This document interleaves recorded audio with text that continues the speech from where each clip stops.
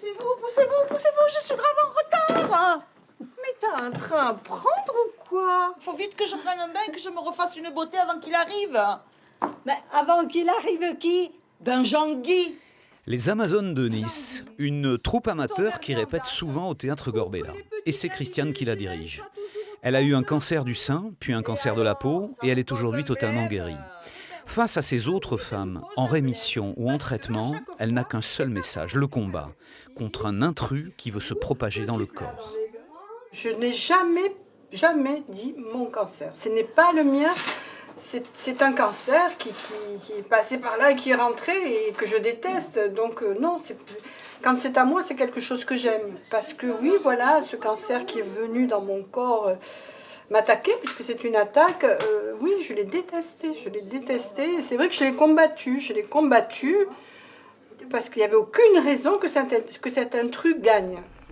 Chez ceux qui se battent, les traitements marchent mieux, car le cerveau stimule le système immunitaire.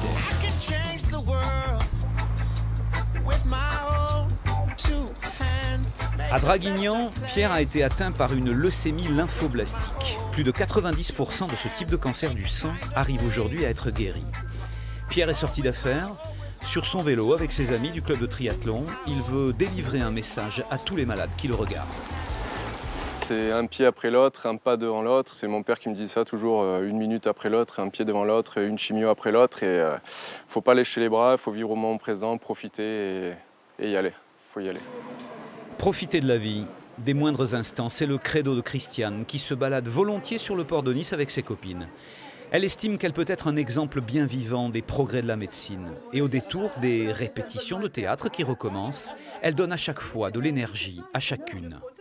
Quand on vous annonce ça, la première chose que vous voyez, c'est un cercueil. Hein, Tu peux renverser complètement l'histoire. On en était à un cercueil que maintenant, tu peux dire la vie est belle et ça a été dur, mais c'était un combat utile. Qu'on peut s'en sortir. Et l'utilité du bon moral, de l'espoir, n'est pas visible seulement que sur la maladie. Le sentiment qui prédomine dans les familles, dans les amis, c'est l'admiration. Le malade devient un exemple pour les autres. Je suis fière de mon fils. Je suis fière parce qu'il est battant, il arrive à trouver de l'énergie pour faire d'autres choses, pour se relever, pour essayer, pour passer à autre chose. Et ce combat gagné a tout changé aussi pour le futur. Tout est devenu différent. Je n'étais pas croyant en quoi que ce soit. Maintenant, je crois en la vie. Je crois en la vie, ouais, faut y croire. Pierre, après avoir repris un travail, s'entraîne maintenant pour le prochain triathlon. Ce sera à Saint-Tropez bientôt. Christiane, elle, peaufine ses répétitions du spectacle intitulé « Vive la colocation ». La générale est prévue pour le mois d'octobre. C'est aussi une protection, c'est qu'il faut nous surveiller parce qu'on l'a eu et qu'il faut nous surveiller.